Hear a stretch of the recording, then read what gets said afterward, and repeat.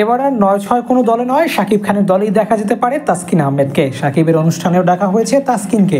BPL এর বাকি এখনও ৩০০ দিনের বেশি, নিলাম হতেও দীর্ঘ সময় বাকি।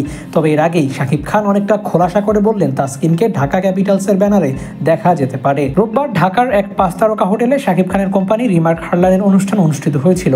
সেখানে উপস্থিত ছিলেন ঢাকা ক্যাপিটালসের ওপেনার তানজিদ তামিম ও গত আসরে দুর্বার রাজশাহীর হয়ে খেলা পেসার তাসকিন আহমেদ। অনুষ্ঠানে বক্তৃতাও দিয়েছেন এই দুজন। এরপর আসেন শাকিব খান। তিনি এসে অবাক করা এক তথ্য দিয়ে যান। তাসকিন বড় প্লেয়ার হলেও তাকে বিপিএল এর বড় দলগুলোর কারাকারি দেখা যায় না। তুলনামূলক ছোট দলের সুযোগ পান তাসকিন।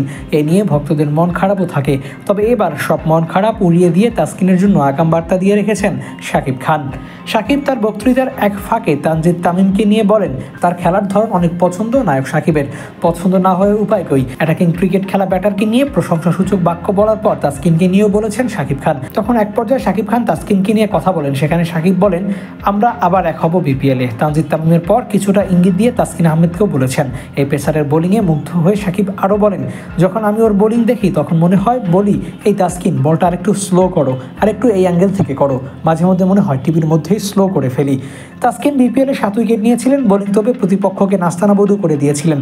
বিপিএলে অমন হার্ড পারফরমেন্সের কারণে তাসকিনকে বেশ মনেও ধরেছে নায়ক শাকিব খানের, যার কারণে বিপিএলে তাসকিনকে দলে নেওয়ার ব্যাপারে অনেকটা ইঙ্গিত দিয়ে রেখেছেন শাকিব। আগামী আসরে তাসকিনকে ঢাকা ক্যাপিটালসে দেখলে অবাক হওয়ার কিছুই থাকবে না। এই পেসারে যে শাকিব মুগ্ধ হয়েছেন তা বলে বোঝাতে হবে না, এটুকু নিশ্চিত। দেখা যাক তাসকিনের পরবর্তী গন্তব্য হয় কিনা ঢাকায়। Abu Naim, sports Times.